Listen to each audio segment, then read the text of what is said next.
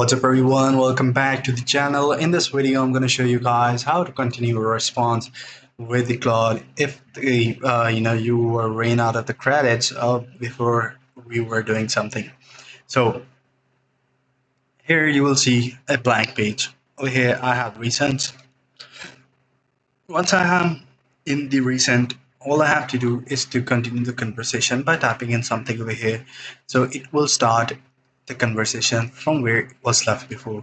In order to make sure that everything is saved in the memory of the Claude, what you have to do is to go to the settings.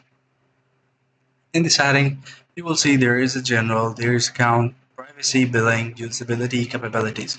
Go to the capabilities option and you will see search and references chat. Just toggle it on and then generate memory from chat history, toggle it on as well.